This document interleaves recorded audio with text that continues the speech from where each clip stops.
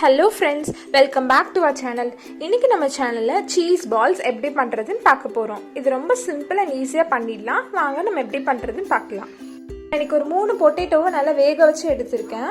இதை நம்ம நல்லா ஸ்மாஷ் பண்ணிடலாம். இந்த மாதிரி நல்லா ஸ்பூன் வச்சு நல்லா ஸ்மாஷ் பண்ணிடுங்க. இது கூட 1 கப் ஆனியன் பொடிசா வெட்டி வச்சிருக்கேன், அதையும் ஆட் பண்ணிக்கிறேன். அப்புறம் 1 கப் கேரட், இதை நான் நல்லா துருவி வச்சுருக்கேன். இது கூட வந்துட்டு ஒரு பாதி பச்சை மிளகாய் பொடிசாக வெட்டி அதையும் ஆட் பண்ணிக்கிறேன். இதை நல்லா மிக்ஸ் பண்ணிக்கலாம்.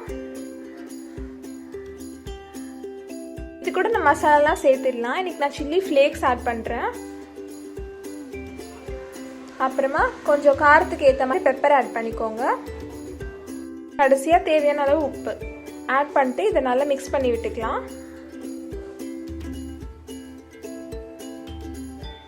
இவ்வளோதான், நம்ம ஸ்டஃபிங் வந்து ரெடி ஆகிடுச்சு. இப்போ வந்துட்டு நம்ம சீஸ் பால்ஸ் பண்ண ஆரம்பிச்சிடலாம். நான் ஃபஸ்ட்டு ஒரு 2 டேபிள் ஸ்பூன் மைதா மாவு எடுத்துக்கிறேன். அதை வந்து நல்ல ஒரு பேட்டர் மாதிரி நல்லா கொஞ்சம் தண்ணி ஊற்றி நல்லா கரைச்சி எடுத்துக்க போகிறோம். இந்த மாதிரி தண்ணி கொஞ்சம் கொஞ்சமாக ஆட் பண்ணி கட்டி இல்லாமல் நல்லா ஸ்மூத்தாக கரைச்சி எடுத்துக்க போகிறோம். இது ரொம்ப திக்காகவும் இருக்கக்கூடாது, ரொம்ப தின்னாகவும் இருக்கக்கூடாது. ஒரு மீடியம் இதில் கன்சிஸ்டன்சியில் இதை மிக்ஸ் பண்ணிக்கலாம். பாருங்கள், இந்த பதத்தில் இருக்கணும். அப்போ தான் வந்து நம்ம அந்த பால்ஸ் இதுக்குள்ளே டிப் பண்ணும்போது கரெக்டாக கோட் ஆகி வரும். இப்போ பார்த்தீங்கன்னா நம்ம ஸ்டஃபிங், அதுக்கப்புறம் பிரெட் கிராம்ஸ், சீஸ், அப்புறம் அந்த பேட்டர் எல்லாமே ரெடியாக இருக்குது. இப்போ நம்ம இந்த ஸ்டஃபிங் இதை ஒரு பால் மாதிரி பிடிச்சிட்டு நல்லா தட்டிட்டு நம்ம நடுவில் வந்து நம்ம துருவி வச்சுருக்க சீஸை வந்து வைக்க போகிறோம்.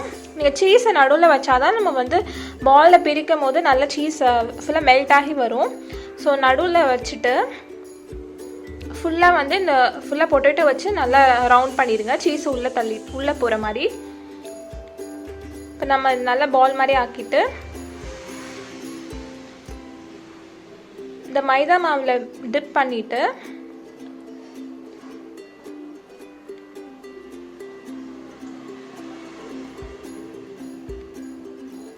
பிரெட் கிரம்ஸில் நம்ம கோட் பண்ணி எடுக்க போகிறோம்.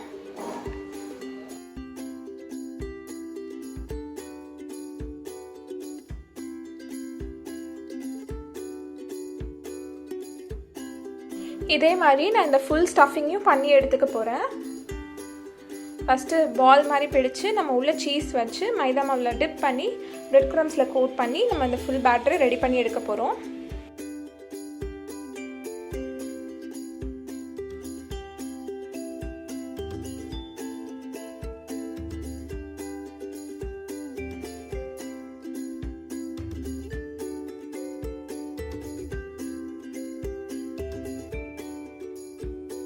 பாருங்கள், நான் ஃபுல்லாத்தையும் நான் வந்துட்டு பால்ஸாக பிடிச்சிட்டேன். இப்போ வந்து நம்ம இதை ஃப்ரை பண்ணிடலாம். நான் ஒரு கடாயில் வந்து எண்ணெயை ஹீட் பண்ணி வச்சுருக்கேன். ஸ்டவ்வை வந்து மீடியம் ஃப்ளேமில் வச்சுட்டு இந்த பால்ஸை போட்டு ஃப்ரை பண்ண போகிறோம். நீங்கள் நிறைய இது போடாதீங்க, ஒன்று ஒட்டி உடஞ்சிரும். ஸோ கம்மியாகவே போட்டு ஃப்ரை பண்ணுங்கள். நான் இன்றைக்கி 4 போட்டிருக்கேன். இதை நல்லா பொன்னிறமானன்னு எடுத்துடலாம். பார்த்திங்கன்னா நல்லா ஃப்ரை ஆகிடுச்சு. இப்போ எடுத்துடலாம்.